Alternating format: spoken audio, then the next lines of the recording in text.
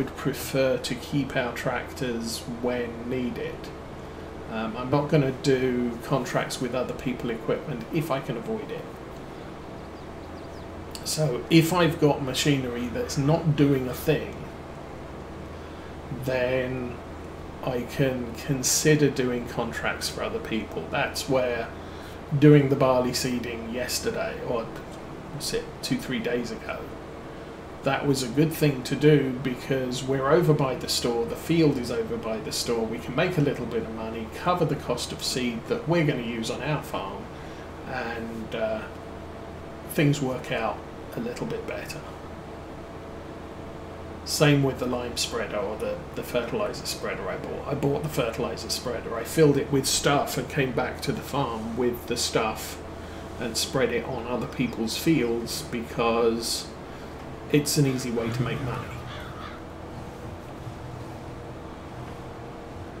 Now we're past that, and yeah, I've got nothing I can do right now. Did I jump 2 rows or just 1? Don't know. So if we reach November 4, potentially I could entertain doing a contract, but it would need to be completed before the end of November 4, and I don't know what the weather's going to be like, so I'm going to kind of skip it for now.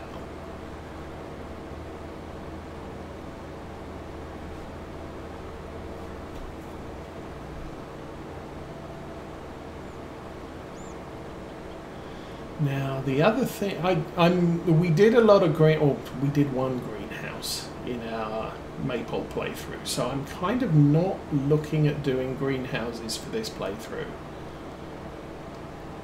I want to do different things, so we may still get into productions, but not right away. Most of our farming at this point is going to be silage.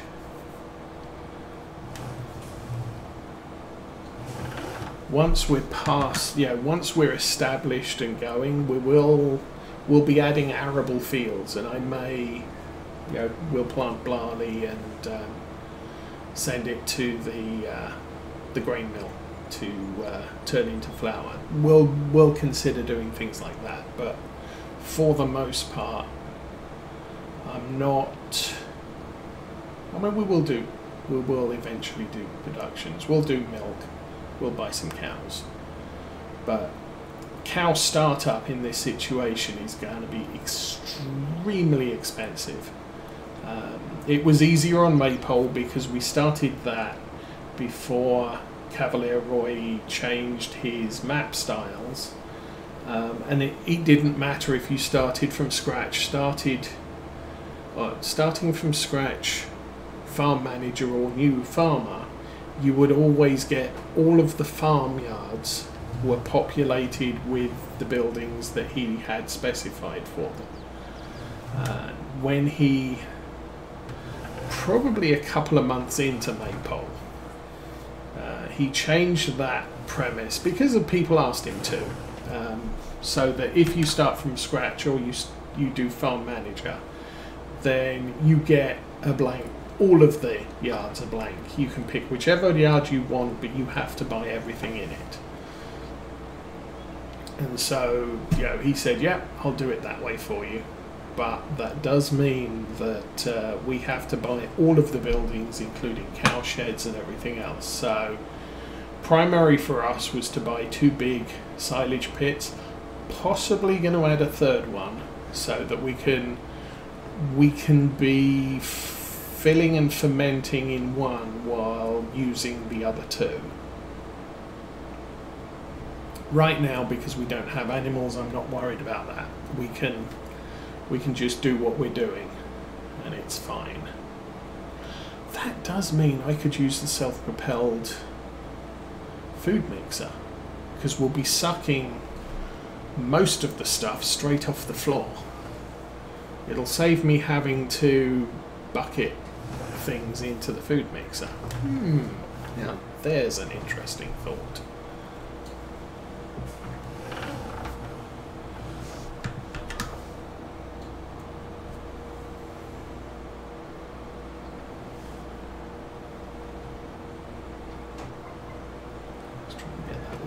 properly, and go. So, interesting thoughts about animal. There's tons of them. 17, 22, 25, 26, not worth it. So possibly that one. I mean, it's 204,000. You can get a food mixer for about 50. So that's part of my argument about putting an engine in a piece of equipment suddenly makes it very, very, very expensive. But having a motorized food mixer, because we're doing maize silage and grass silage, that works out really nicely because we don't have to front load bales into it because I'm not using bales.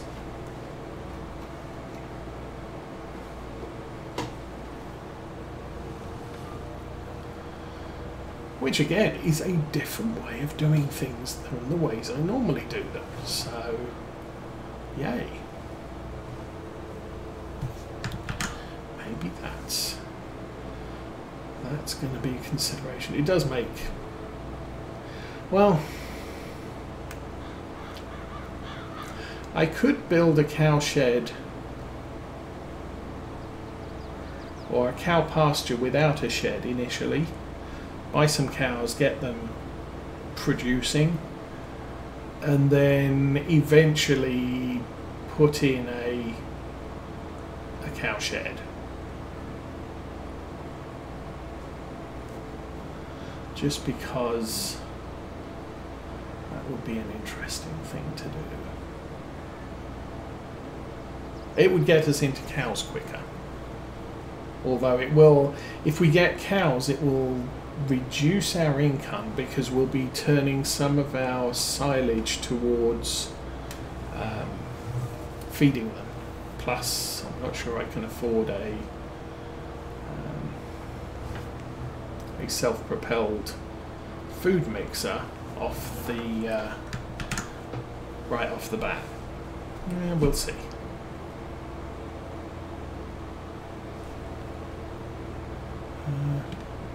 That's the front lights. That's the back lights.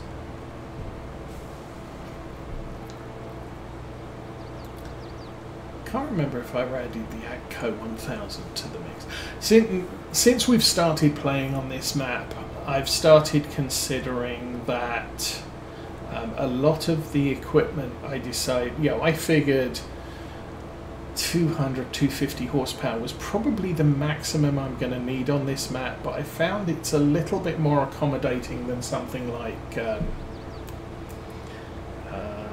Court Farms, for example. Court Farms, you're kind of struggling with 6-meter equipment to get it in and out of fields. Going bigger is a problem. And that includes harvesters and harvester headers and all of the rest of it.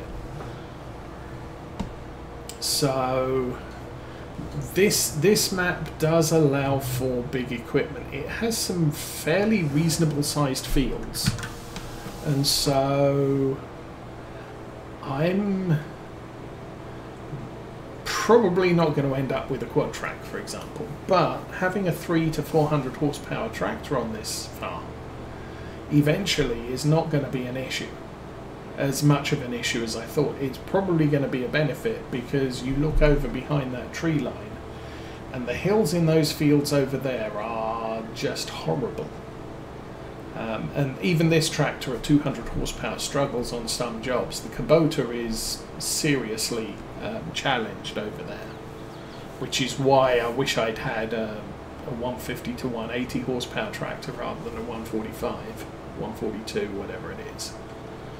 But we're working with what we've got, which is kind of always a thing.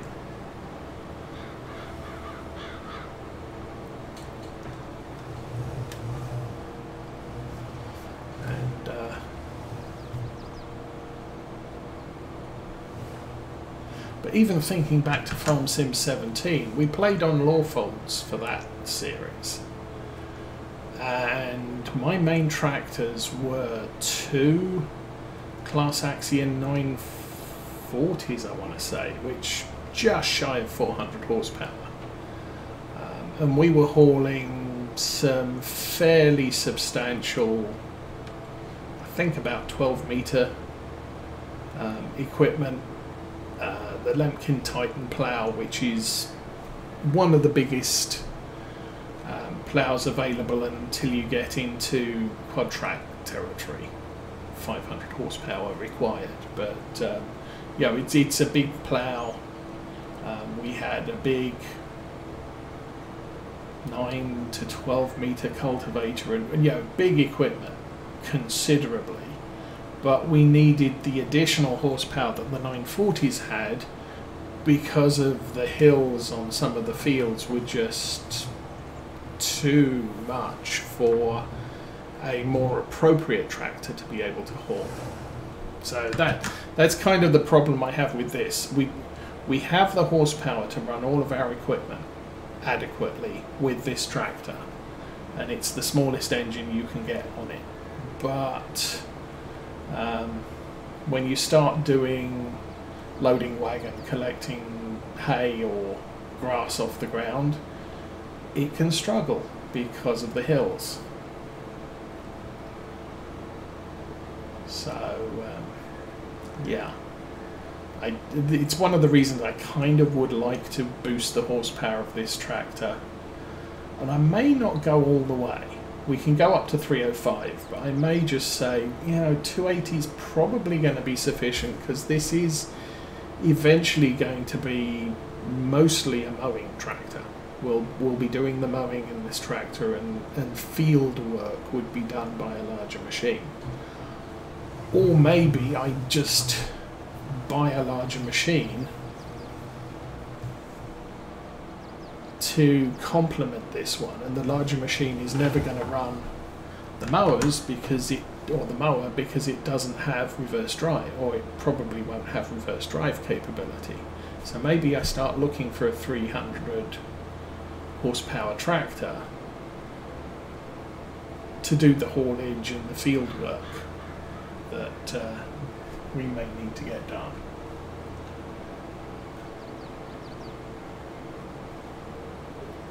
Okay, last row of grass.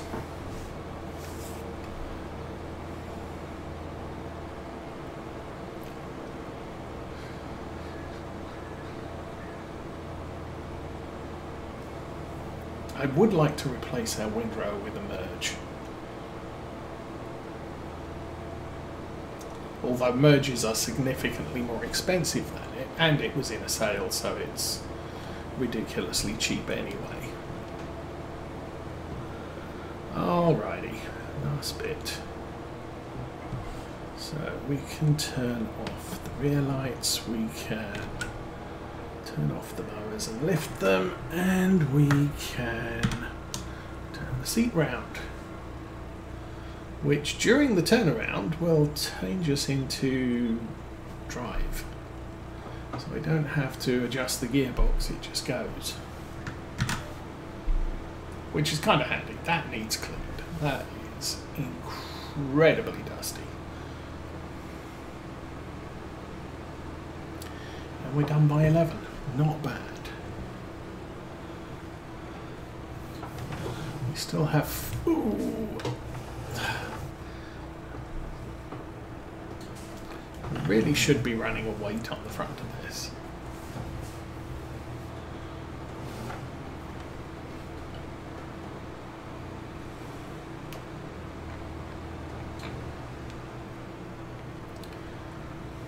The other thing I have noticed is so much of our equipment has to be unfolded to put on the ground. So we've got the cultivator, we've got the seeder, and we've got this mower.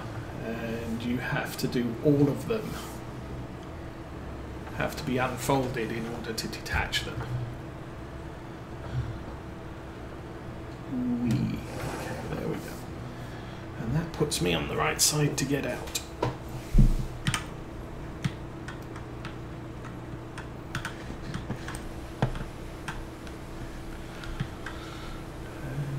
Wash that off. Wash that a bit too.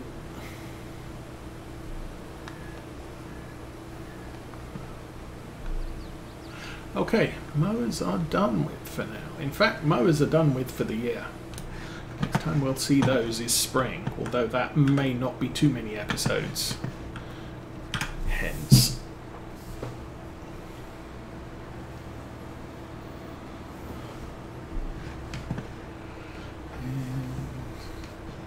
And at some point we will tidy the yard up as well. At the moment, the only shed we've really got is the maintenance shed.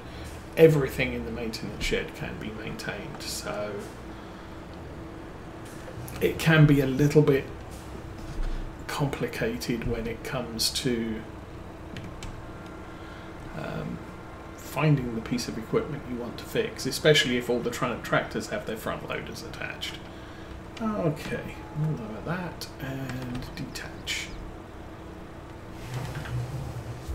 Alrighty, now we can stay in front drive mode.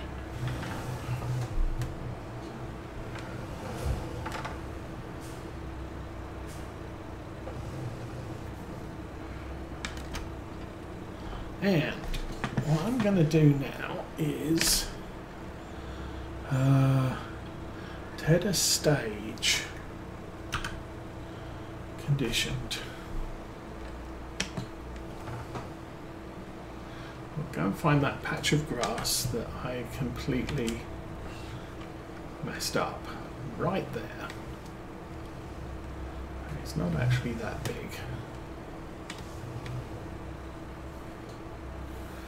Now, I believe we discovered that this doesn't do any animation if it's not set up for am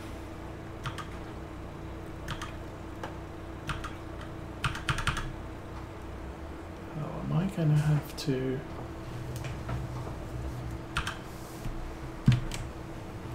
That's not working properly.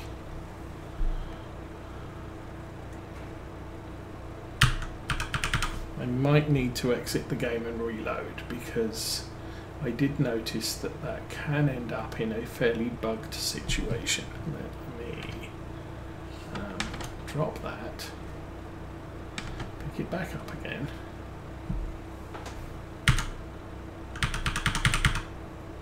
It's not changing this header stage. Okay, I'm going to fold that up. We'll take it over here, we'll drop it off, and I'm going to have to reset the game.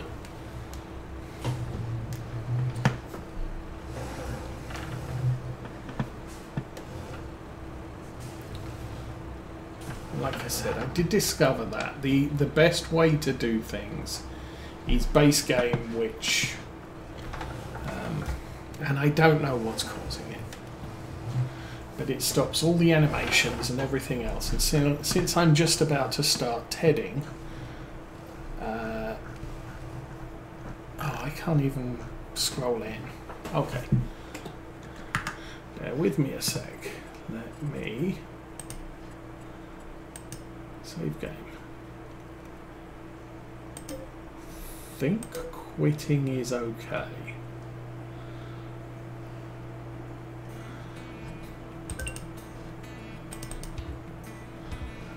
Yes, I do have the Anko 1000 selected. I think there's a couple more new pieces of equipment that I haven't bothered selecting yet, which I did download in the last week.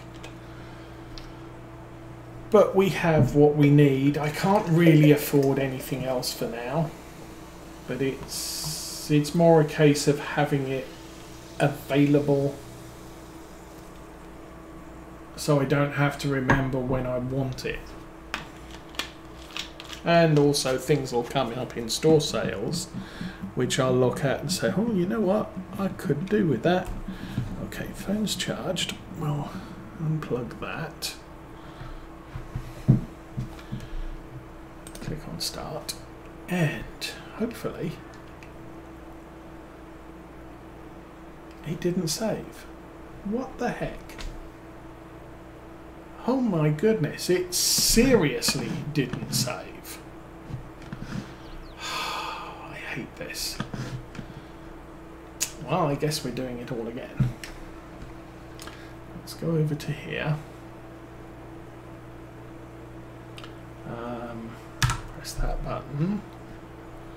Temporary course. Off he goes. That really, really sucks. We have lost probably about 30 minutes of gameplay there. We can close that. I've got the engine running. I don't obviously have GPS. Oh, really? The keys aren't working. Okay, so quit didn't work. We're going to have to quit the desktop and exit and come back again.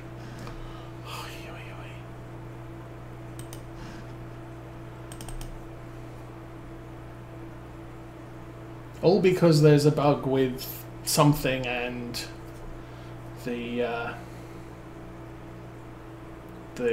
tether. And as I said, you can't pick up fresh grass with Saturday Stream Season 2. You can't pick up fresh grass with the... Well, you can't put fresh grass in the doodad. The silage bunker. You can't wrap it, you can't do anything with it. Now what I can do is collect it. Oh, I can't even use... So also something is conflicting with the Easy Development Toolkit. So I can't use that either. Okay, I am...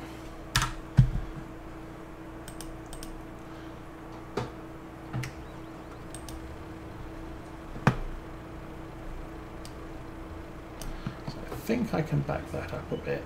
I think I caught it, or it saved halfway through a turnaround and back up. So we can do that, and it will do the entirety of that row. Okay, we are back on the mark again. Where's my Valtra? There. Engine on. GPS on. Thing on. Auto width. Set A, set cardinal, back out, engage, turn on, drive backwards. Okay, well, we got this far. It doesn't actually take this long to do that. Oh, shoot. And after all what I was saying, we now have a patch of fresh grass there, which I'm not going to be able to do anything with. And the problem with the Easy Development Toolkit is that's bugged as well. So I can't use that with something to do with this particular game save. So I can't pick up the fresh grass and destroy it.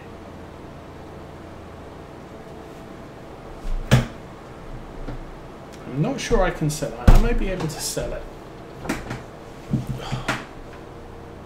Just got this off wrapped around the steering wheel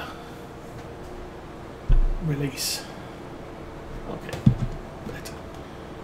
Anyway, so I suppose I can talk about the same things I just did. Whatever that was, I can't remember.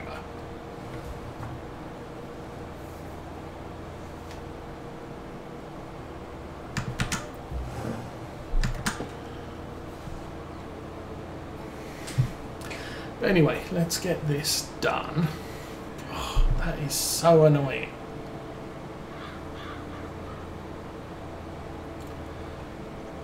And like I said, yeah, I just leave the...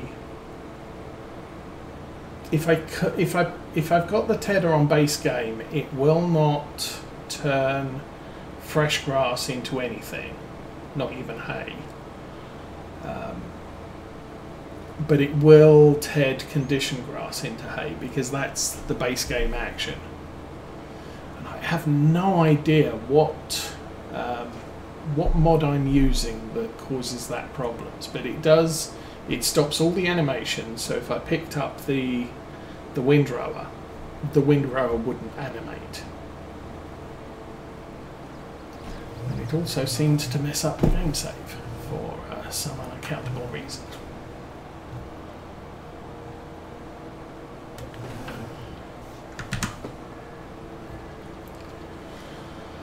But at least we're not too far gone at the moment. I am so annoyed losing that patch of grass.